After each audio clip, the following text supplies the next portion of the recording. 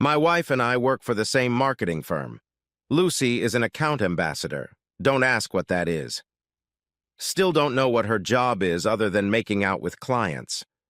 I'm Mark, and I lead the IT team.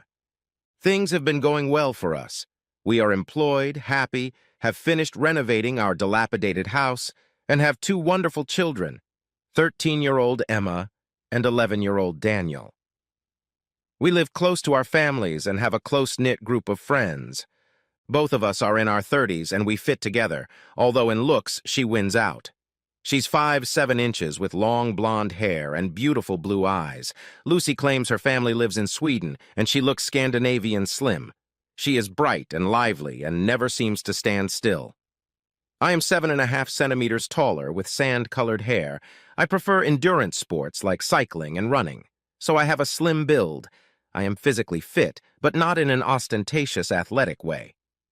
I was surprised when I was invited for a long weekend on a private island owned by one of our firm's clients. Jack Edwards, our CEO, explained that he and his wife Margaret were going along with several directors and their partners. Lucy was also invited as she was the client's primary contact. It sounded like I was attending for the sake of crunching the numbers, but hey, you don't look a gift horse in the mouth. Jack explained that the client was very wealthy and easily our firm's largest client, that we would be leaving early Friday morning and returning Monday on a private charter, and everything would be provided for us. Lucy knew everything when I mentioned it on the way home. She had been working with the client for a few months now, seemed very impressed, and was looking forward to the free weekend. I asked her about the weekend, but she didn't seem to know much, so I asked her about the client. Lucy explained that his name was William Fellows and said he was in his early 40s, good-looking, exuded confidence, and had inherited a family fortune. She seemed a bit charmed, describing him as bossy and reserved, among other things. Great, I thought to myself. He sounds like an arrogant asshole, but until the weekend I'll probably keep that observation to myself. 2 weeks later, on a Friday morning, we found ourselves on a private charter plane. I have to say I was impressed. If it owned the island, it must be absolutely equipped. I'm not sure what I was expecting, but it seemed huge, maybe 5 miles long and a couple wide from what we saw coming in for landing. It looked like a 5-star resort, with the main buildings set behind a white sandy beach that formed a perfect crescent. Lucy was beyond thrilled, and the rest of us kept up with her. We were shown to our rooms and then went to our host's house for lunch on the veranda overlooking the bay. I wanted to hate him, but William seemed like a reasonable guy. Lucy even downplayed his looks. He looked like George Clooney. He thanked us for coming and told us to make ourselves at home. We chatted with the other 3 couples from our firm and met a stunning brunette named Charlotte, who I assumed was William's companion for the weekend. Aside from the service staff, the only other guy there not introduced to us looked like a security guard and was hanging around in the background. I wondered what kind of enemies William had that even on a desert island he still needed a guard. William greeted Lucy like an old friend, and they felt very comfortable in each other's company. She and the others seemed to obey most of what he said. I supposed this was natural, as he was an unusually generous host and their most valued customer. We had a wonderful afternoon, snorkeling, kayaking, and generally lazing around in the bay. Complimentary drinks and food were constantly offered. Later, we enjoyed an evening dinner with the rest of the group. The atmosphere was friendly and relaxed, and we socialized in small groups. Charlotte came up to us and introduced herself. She was sweet and talked about growing up in England. I got the impression that she was from a well-to-do family, but seemed genuinely nice. I wondered if she was a model or maybe she didn't need to work. To my surprise, she was quite flirtatious with me, even in Lucy's presence. I managed to politely dodge her by simply writing it off as being overly friendly. Constant care, no children, time to relax, and an idyllic location, the perfect setting for a romantic night. Lucy was particularly loving. Our lovemaking was intense, and she repeatedly professed her love to me. It was the best night I'd had in a long time. Perhaps there was something to this Love Island idea after all. I was hoping for a repeat the next morning, but Lucy had a quick shower and was ready for breakfast. Eventually, I managed to get my ass out of bed and catch up with her while she was talking to Jack and William. I wondered if it was work-related since both Jack and Lucy looked a little tense. Perhaps William was making out and using the weekend to push them into something work-related. When I approached, the conversation broke off, and after a quick bite to eat, we continued to enjoy another beautiful day by the pool with the rest of the group. On Saturday, we went out to dinner, and I noticed that Lucy had become more dressed up. She looked stunning in her red satin evening dress and stiletto shoes. After dinner, William asked if we could spare a few minutes. We agreed and followed him into his office, followed by a security guard. William sat down in a high-backed leather chair, and I sat on the couch across from him with Lucy, noting that she sat a little farther away from me. After a long pause, William spoke. "I have a proposition for you, Mark, and it's a personal one." "Good," I answered brilliantly, even though I was completely stunned. William continued. "I've had the pleasure of working with Lucy and getting to know her better over the last few months, and it's been an absolute pleasure. We get on fantastically well and have built a wonderful relationship." He paused, perhaps waiting for my reaction, but I had no idea what he was getting at, although the word relationship made me feel a little uneasy. He casually continued, "As a result, I have a suggestion. I'd like to spend the rest of the weekend with Lucy. Of course, I would be happy to compensate for the time she would have to spend with you, and for that purpose, I intend to transfer £100,000 into your joint account." I laughed. It was meant to be a joke, and I couldn't resist teasing. "Well, William, you seem to be a bit stingy. Didn't Robert Redford offer more than £1 million for Demi Moore? No one else laughed." William continued, "As with any business, I'm prepared to haggle about the price to get what I want. Besides, Charlotte will be in a quandary, and I would be delighted if you would agree to entertain her." I turned to Lucy, expecting her to smile, but she only looked concerned. "This isn't a joke, Mark. William has suggested that I join him, and I think we should seriously consider the offer." I wanted to punch him, but when I looked back, the guard was already closer. I wondered how he managed it. I didn't even see him move. William continued to speak. "I assure you, your wife is in full support of this idea. Where is the harm in that? We will all have a great time, and you will receive a substantial amount of money." I turned to Lucy. "Maybe the difference in price is because Demi Moore didn't want it for that amount of money?" Lucy flinched at this remark, but she had the good sense not to say anything back. I tried desperately to think, but had to concentrate on my breathing, which was becoming increasingly labored. I looked at the guard. His demeanor had completely changed. He looked wary and focused on my movements, and for good reason, as I really wanted to punch William in his smarmy face. "What's your name? Ex-military? From the looks of you, does he do this shit a lot?" "Shane, sir, and I can't comment on that. And if I attacked your asshole of a boss, I guess you could kill me with your bare hands or something." Shane smiled. "Maybe just keep you from doing that deed, sir." Turning to William, I said, "It's a good thing you brought him, or I would have beat the shit out of you." William didn't seem the least bit concerned. "Let's not be hasty, Mark. A lot depends on it." Lucy spoke next. "Mark, think about it. It's only a couple of days, and the money will change our lives forever." I was devastated. She had clearly planned and wanted it. "Lucy, tell me, darling, did the offer of money come after you two decided to do this?" Receiving no answer, I continued. "I think Charlotte was also offered to sweeten the offer. Who is she? A prostitute?" To this, William replied, "Charlotte is a personal friend of mine. Besides being rich, she is a very high-class escort and only takes contracts that interest her.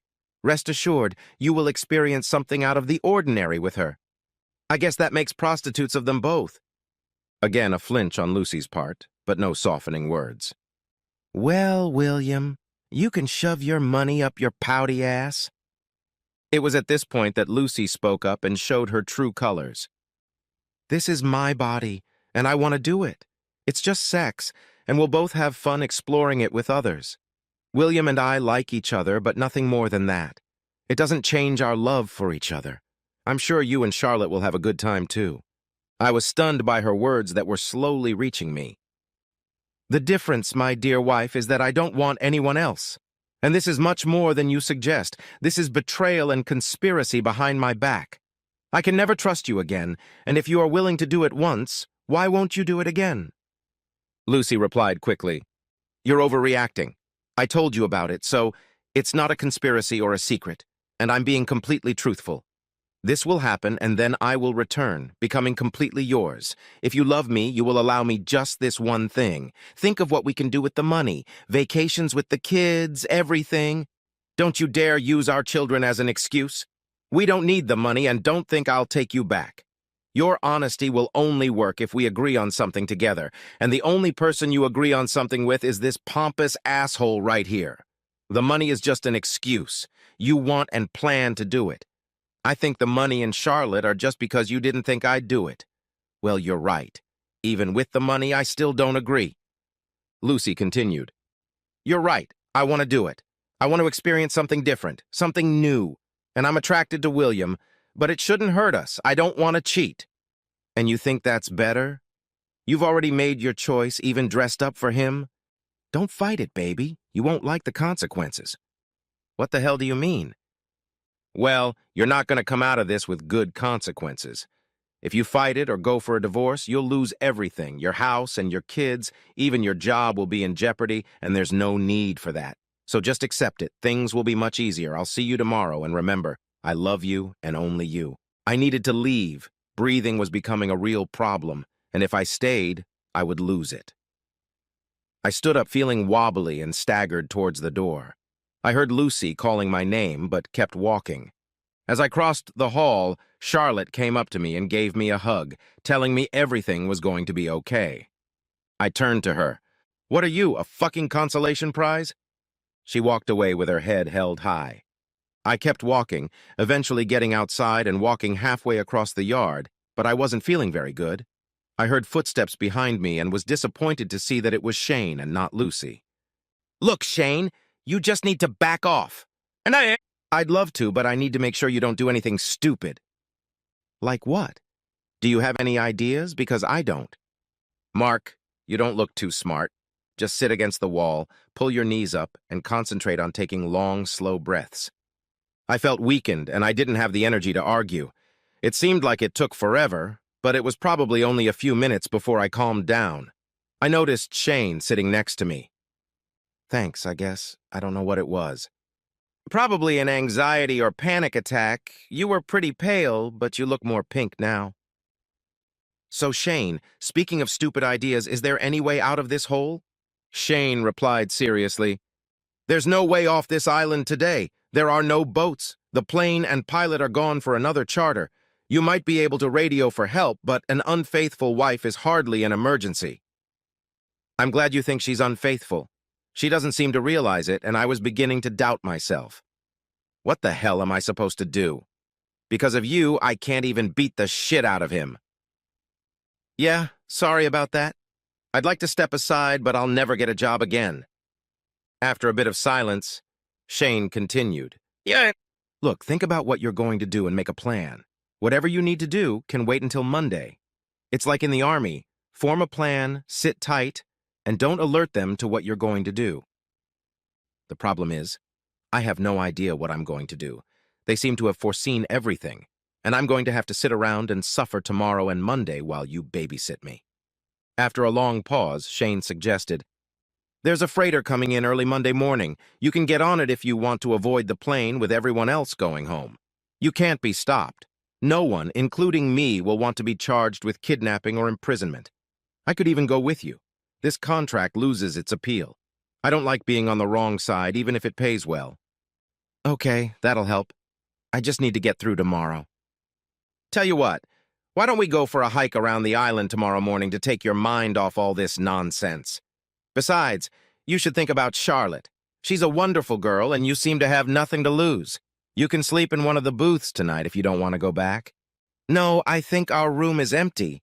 I'll go back there, you never know. She might change her mind. And she didn't change her mind, of course, but surprisingly I fell asleep, I think, from exhaustion. The next morning I changed into my gym uniform and hurried down the stairs, hoping to avoid everyone and go on a date with Shane. No such luck. Barely as I entered the dining hall, there was silence. I looked around for something quick to eat and grabbed some fruit. There was a murmur of conversation. I heard comments about, "It's okay, it's no big deal, and she'll be back." Then CFO John Cousins and his wife walked up. "Look, Mark, we've all been through this. Just let it happen. It's nothing personal. He dates other wives, but then he moves on, and he's very generous." When he said that, I saw his wife's neck turn red. At that moment, Lucy and William appeared. She looked absolutely pleased with herself. I would say radiant if I had to describe it. At least she was until she noticed me. Her smile faded. She let go of the asshole's hand and came over to kiss or hug me. I pulled her back at arm's length and looked around. Jesus, I thought. What a fucking idiot. Everyone knew what was going to happen before the weekend even started. What an absolute fool I'd been. I went to the exit. Lucy's talking. "Please stay, Mark. We can socialize with the group and have another good day together." I looked around, all eyes were on me, some in anticipation, others clearly amused by the scene. "No, he paid for you and he can keep you. But before I go, I have something to say to the group. I believe this weekend has been planned for quite some time and you all knew about it, so it's only fair that you all hear what I have to say." Everyone in the group looked at each other dumbfounded, glancing nervously at each other. "Jack and Margaret, I would never have come this weekend if you hadn't been here. It never occurred to me that you would participate in something so nefarious. You know and approve of what he's doing like some kind of sick voyeur fan club. I hope you enjoyed keeping me blind." I noticed them all start to move awkwardly. This was clearly not their intention. "I actually thought we were friends, and making me feel at home so they could set things up was a nice touch. And you're wrong, Bill. This is very personal, so thank you for your part in destroying my marriage. The fact that they are willing to use leverage on my children is frankly disgusting. I don't let anyone threaten my children." Lucy jumped in. "You're overreacting. It was just sex, a one-time adventure, and it doesn't affect us. I told you I love—" I interrupted. "Ooh, we're hearing the first phase of the defense. That it's no big deal. I know you were planning on how I would react as Captain Fool, so let's see what you thought. I'd say phase A is this. We stay here and you get me used to what happened. Try to normalize things before we go home. Combine that with the fact that you and your friends have taken this as something serious. They've already started this thread on your behalf. No doubt you're thinking that I shouldn't overreact, get snippy, or act childish. I should grow up. After all, it's just my ego and pride. Sure, you know it won't work, but it's all part of the softening process. So, phase B. After the weekend, you let me possess you. We'll have sex, lots of sex, maybe try something new. We'll capitalize on your connection and become better than ever. I bet you even discussed the need to seduce me. After all, darling, you'd better not let my feelings of loss linger too long." Lucy glanced nervously at William. That comment seemed to hit the mark. "What's more, we'll have the money he offered for you. We'll be able to spend the money you earned from prostitution on the kids' trip to Disneyland and meeting Mickey." At those words, quite a few of them flinched. "If we're still fighting, phase B kicks in. You already planted that seed last night. If I really love you, I have to let you have it. For 15 years, you have been a wonderful wife, and this is just one night for you. Yes, this may begin to weaken my resolve. But that's what I get after 15 years of devotion to you if I'm treated like crap?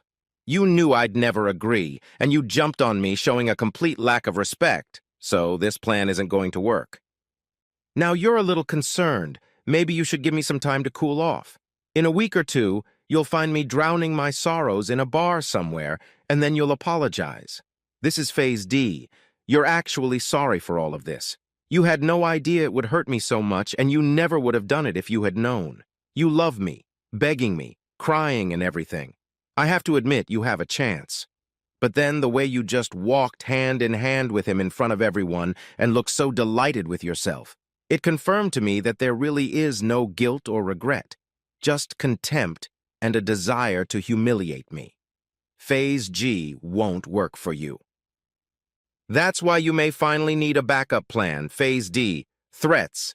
You'll take all the money, the house, and you'll sick the kids on me. You've already suggested that I might lose my job. William will pay to get you the best lawyers. I'll end up sad, poor, and alone. You might even threaten to move in with him and live happily ever after with our children."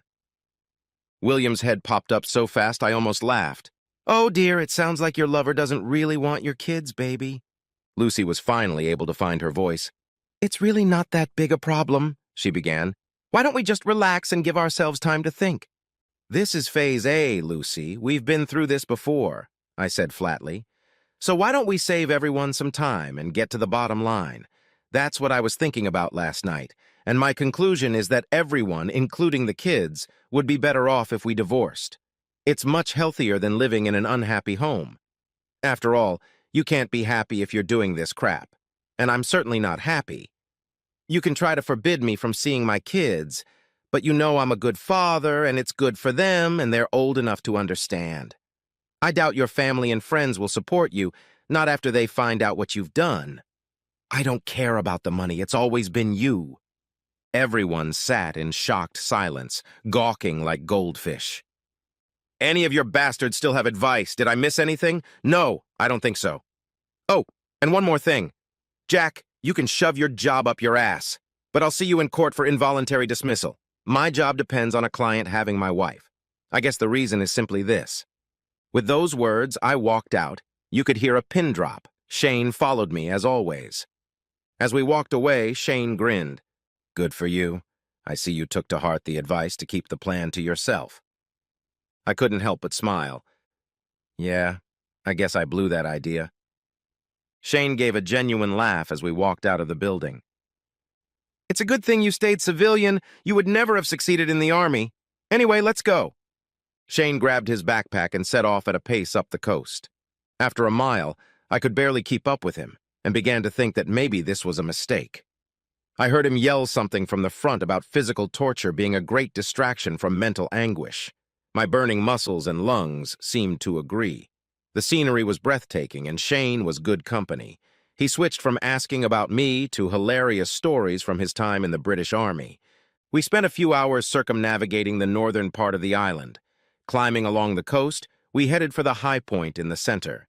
I had barely caught my breath when Shane suggested that we jog back since it's all downhill. I could barely keep up with him, but I suspected he was slowing down to encourage me or torture me, depending on my point of view. We returned at noon, me panting in exhaustion and telling Shane that I'd considered myself in shape until today.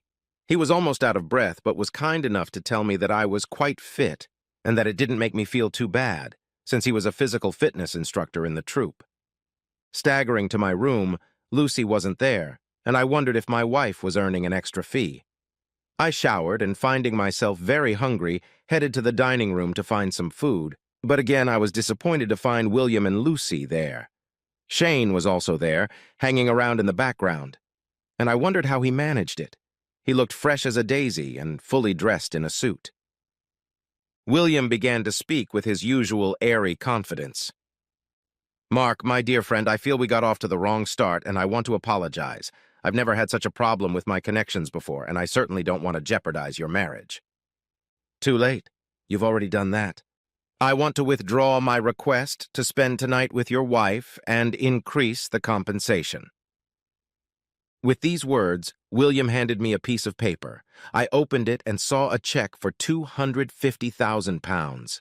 I stared at Lucy, who looked like she was crying, and I couldn't help myself. "You must have been really good to have earned that much, baby." Lucy's eyes flashed with anger. "That's not the point. We made a terrible mistake and we're trying to fix it. William was a perfect gentleman and is genuinely concerned about how you reacted." I laughed at that statement. "What is a perfect gentleman in your mind? Does he say thank you after he's done having you?" "No need to joke, Mark. This is just a miscalculation on our part. We miscalculated your reaction to what was happening. It was a once-in-a-lifetime experience for both of us. You should be grateful to Lucy for making the sacrifice to offer you and your children a better life." "Just a miscalculation." "Hardly. I made it clear what I thought of your plan, but you both went ahead anyway. You could have stopped everything at any time, but decided to stop only after you had had your fill of fun. Well, you miscalculated that little maneuver as well. With this one, I cut the check. I just saved you from becoming a whore, darling. Only the cheating part remains, but I don't think I can fix that." This time, her tears started immediately. I turned to Fellows. Why are you doing this? Control or the thrill of sleeping with another man's wife? Either way, it makes you a very sad bastard. Jesus, what are you, 48 years old and you're acting like a kid stealing toys just because you can? Don't you have anything more meaningful to focus on? William laughed in response. I run a multinational corporation and give millions to charity. I have a lot to focus on. According to the research I did last night, you inherited that corporation, and under your stewardship, it is shrinking. As far as charities go, attending gala dinners and fundraisers must be tough. When was the last time you did something on your own, got your hands dirty, and actually helped another person? I doubt you have it in you. You're so self-absorbed and too busy playing games with people's lives. Judging by the way you planned this weekend for everyone to know, it must be turning you on to humiliate others. Sorry, Lucy, but it wasn't just about wanting you. He had every board member's wife, so you are one of many. Why don't you, William, try growing up, have a real relationship with someone, put some of your wealth to good use, and stop being a complete asshole? It was the first time I'd ever seen him stammer his words and look unsure of himself. I continued. Shane, you better get that piece of shit out of my face before I take a chance on you. I saw Shane hide a small smile before I told Fellows, I think it's time for us to retreat, sir, before your safety becomes an issue. Once they were gone, I grabbed a bite to eat and made my way down to the beach, trying to avoid the others. Just when I thought I was alone on the beach, I noticed Charlotte reading while lying in a hammock. If she had been beautiful before, she was truly dazzling now as she smiled. I approached her. I'm sorry about last night. Before I could continue, she replied, There was no need. I was sure you would accept the offer. If I had known, I would never have approached you. Your reaction is perfectly understandable, and your speech at breakfast was absolutely wonderful. I couldn't agree more. When you left, Lucy burst into tears, and I've never seen William look so embarrassed. I loved every minute of it. Oh, I'm sorry. I shouldn't have said that, considering what you're dealing with. I replied, Thank you. Okay. I'm even glad something is starting to clear up. I'm getting tired of being told it's nothing. You see, William has no idea what to do with you. He's never been turned down before, and he's not used to dealing with morality. Has he offered you more money before? Yes, just before I came down $250,000. Bloody idiot, I told him not to, but he's used to paying enough until he gets what he wants. He'll pay for it, both in business and personally. Communicating with Charlotte proved easy, and she listened attentively as I talked about my marriage and children. She was clearly intelligent and highly educated.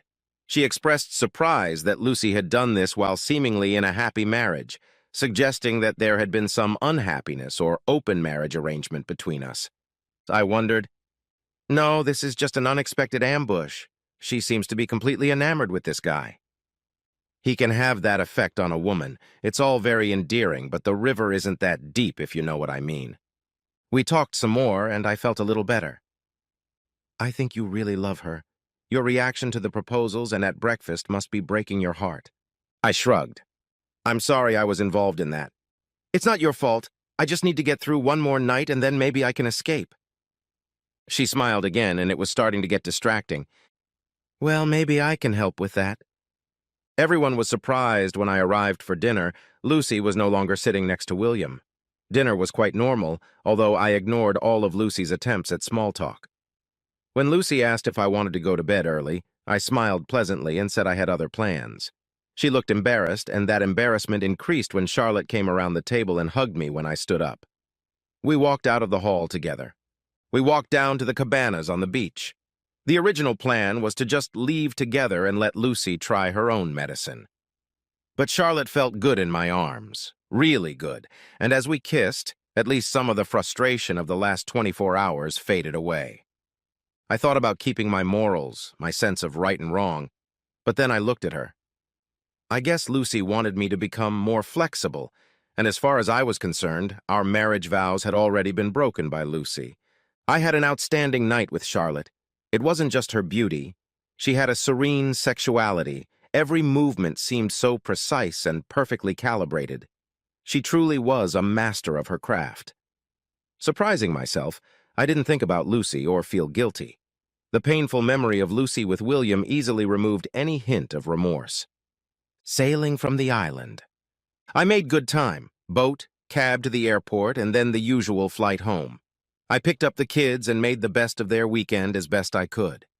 I made up a vague story about their mom and I having a fight, but that we'd work things out, and was just about to offer dinner when Lucy walked in, dragging our heavy suitcase. The kids ran upstairs to get ready, shouting, "Hi, Mom!" Lucy smiled. "Dinner is a good idea. If you give me a few minutes, I'll get ready." "I'd rather you didn't, Lucy. Like you said, I don't know how much time I'll have with them, so I'd rather we go alone." Lucy. When I met William, I immediately felt a connection. He seemed so dashing, confident, strong, charming, almost like the heroes of old movies. It was strange that later, in Mark's presence, he was none of them. The flirting led to lunch and then dinner. It was exciting. It made me feel giddy. After dinner, he kissed me goodnight, and I almost melted, but I was determined not to cheat and told him so. William had talked about some of his relationships being open, and I wondered if Mark could go for it. When he offered to make the offer, I thought the money would justify it. Jack backed me up, and we started making plans for the weekend. The weekend started off brilliantly. I had a great time with Mark, and I almost gave up on the whole thing. If only I could. William said everything would be fine and to relax. Both he and Jack said that it was to be expected that Mark would reject the idea, but that they needed to give him time to calm down. Mark reacted very differently than we had expected and planned. The biggest shock was that he really did not look well. I wanted to run after him, but William assured me that everything would be fine. He had asked Charlotte to meet him, so when he didn't return, I assumed he had stayed with her. I was relieved, and after months of waiting, I was desperate to spend time with William. As soon as he kissed me, I knew I could make it work.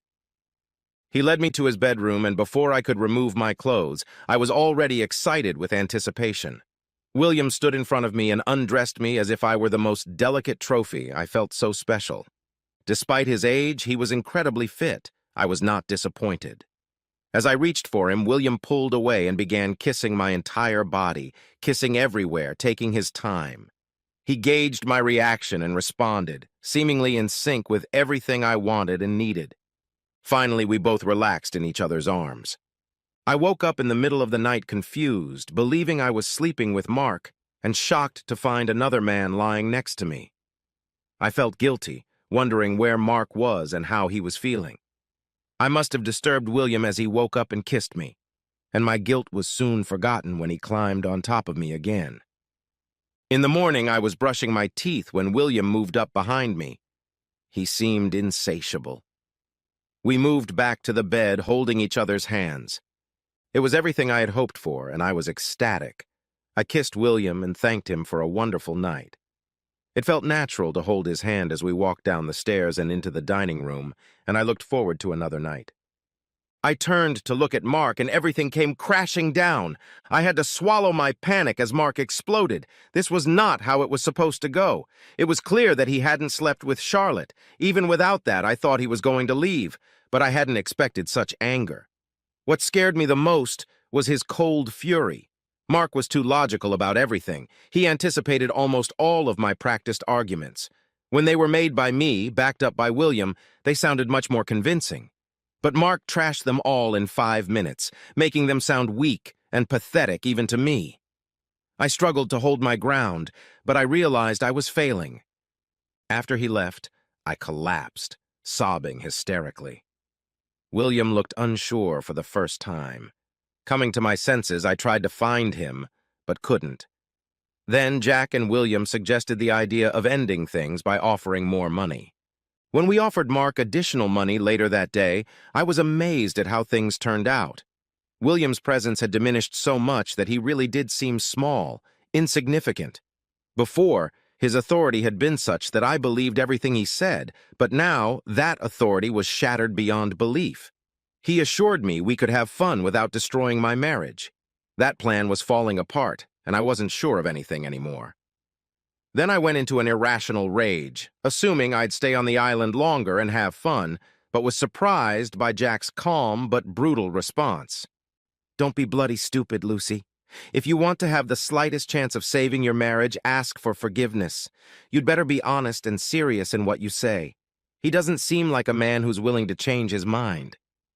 Personally, I can't argue with anything he said at breakfast.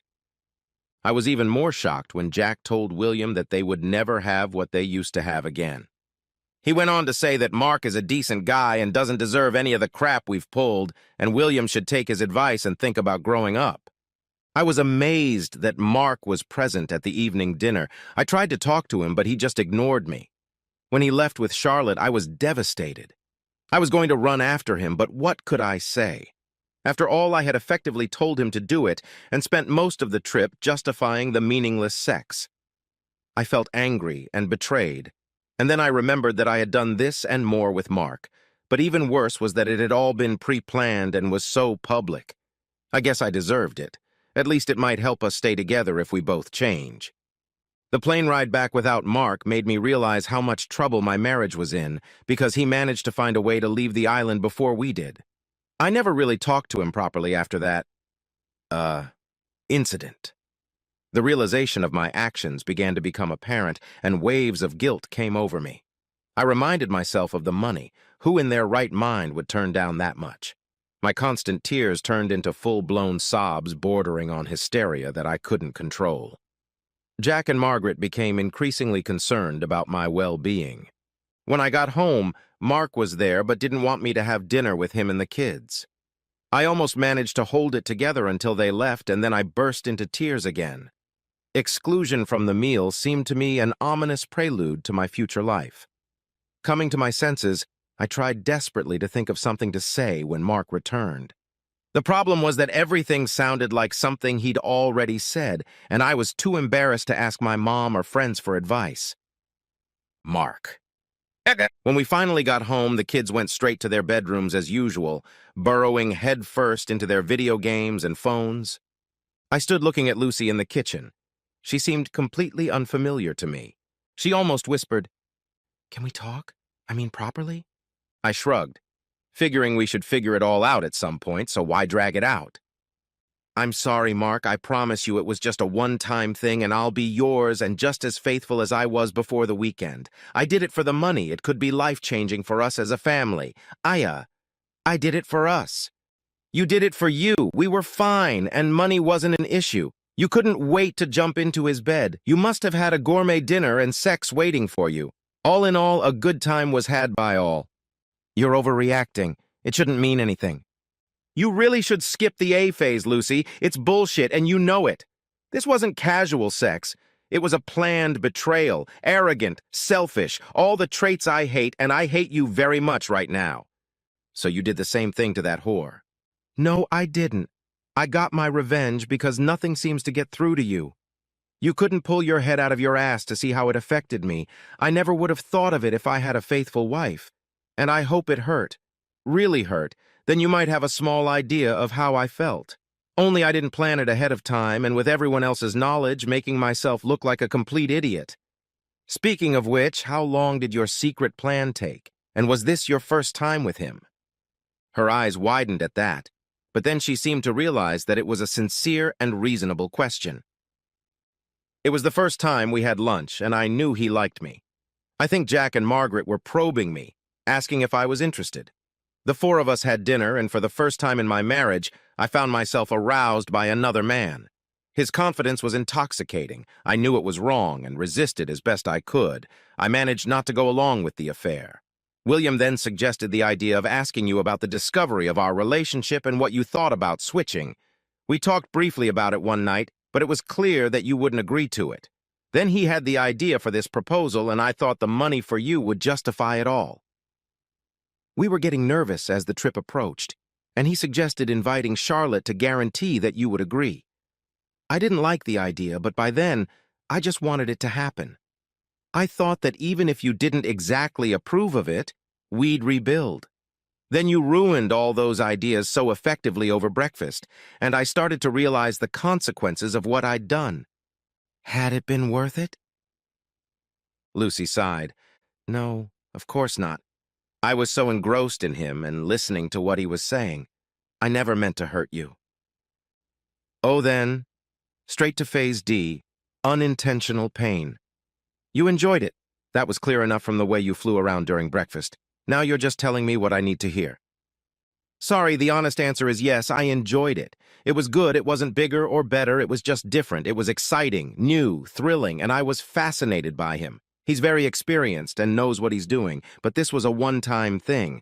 Please don't leave us and break up our family over a one-time thing. I found myself grinning crookedly. Funny, but that's exactly how I would describe what you've already done. Ruined our family over a one-time act. That's all on you, not me. You're right, it's all my fault. I'm sorry. I love you with all my heart. Well, not your whole heart. You gave some of it to him, and even if you say you didn't, your love still wasn't enough to keep me faithful. How can I trust you again? I was so trusting because it never occurred to me that you were capable of what you did. I guess I don't really know you. I can barely bring myself to look at you, let alone pretend it didn't happen. Lucy recoiled in shock. You can't say that. You love me. I know you do. I never thought I could lose you. I agree. You were only thinking about yourself and your ass, not me and the kids, and love sometimes isn't enough. I tried to calm down and move away from scoring points in the argument and anger. After a long pause, I continued. Look, Lucy, even if we stay together and just forget about it like you suggest, we would never be the same. You've destroyed the trust and bond of caring we had for each other. You do remember that more than anything, we cared about each other and the children. We didn't let the other person get hurt. I never expected you to hurt me. Mark, I love you. I made a huge mistake and I would do anything to take it all back. This can't mean we're getting a divorce. You ripped my heart out and threatened me to get what you wanted. That's no way to treat someone you really love. Lucy stared in silence, stunned, not knowing what else to say. We need to talk about the children. I think children are better off in broken homes than dysfunctional ones, so from that point of view, divorce is the best option. I agree that you will win custody, but don't try to forbid me from seeing them. It will be better for you, too. They listen to me. You're not very good at setting boundaries. I frowned at the irony of that comment. And they're already testing you. It would be better for both you and them if I stayed in their lives. Lucy shrugged her shoulders. Seriously, Lucy, whatever happens, don't stop me from seeing our kids. Don't alienate me. I'm not the bad guy. I'm good to them, and I love them to bits. You haven't seen how mad I get. I will fight you to the end, spend all our money on lawyers, and we will destroy each other in the process. She nodded. I would never do that. You're a great father, and they need you. They will want you to continue to take them on trips and take them to all the sports sections. I turned and looked at her, surprised at the first comment where I sensed she wasn't trying to manipulate me or justify her actions. Be careful, Lucy. You're dismissing phase D. Seriously, even though you know who I am, why would you do that? I can only think that deep down you wanted us to break up. God, never, Lucy said urgently. There's no excuse for it. I became selfish, convinced myself I could get something extra. I thought that somehow or other I could keep you. Why didn't you stop me that night and just leave? I couldn't breathe and I had to leave. Then it didn't seem to matter much anymore. The fact that you wanted another guy by any means meant I'd already lost you. That conversation killed us long before you got to his bed. It was probably over when you first started planning it. You spent weeks talking to him and preparing. Letting you go and not making you stop made it easier to end things. There was no going back. And that was the beginning of the end. The marriage was destroyed in less than 4 days. We divorced, thankfully, without any need for counseling. I don't think Lucy wanted to explain her actions. On the one hand, it's a shame. I was hoping someone qualified could show how misguided she was. One promise she did keep, and we ended up spending roughly equal amounts of time with the kids. She even admitted to them that it was all her fault without going into details. They were old enough to understand by now, and often decided for themselves where they wanted to stay. They were at the age where parents become glorified cab drivers and loan sharks. I'm biased, but I think they are great kids and handled the breakup very well. Children can be remarkably resilient. Under the terms of the divorce, Lucy could keep our house until the children reached adulthood and then sell or buy it back. But I still wanted that for the children, and it allowed them to attend the same school. Fortunately, the right decision paid off. By the time the kids were in college, real estate prices had skyrocketed. Lucy had to buy the share from me, and it became the best investment of my life. How could she afford it? Well, we kept the £250,000 and split it in the divorce. Just as with Charlotte, I couldn't hold myself to the moral high ground. What can I say? I am a practical man. Anyway, it seemed a small price to pay compared to the cost of marriage and what had been a happy life. I quit my job, was given compensation to avoid the infamous employment tribunal, and started my own web design business. Lucy kept making attempts to get us back together, but I just wasn't interested. So was it the right decision to end the relationship? It was messy, and there were certainly no winners, but the initial threats and repercussions didn't materialize. I wasn't going to forget or forgive that night, and there's something important about looking at yourself in the mirror and liking who you see there.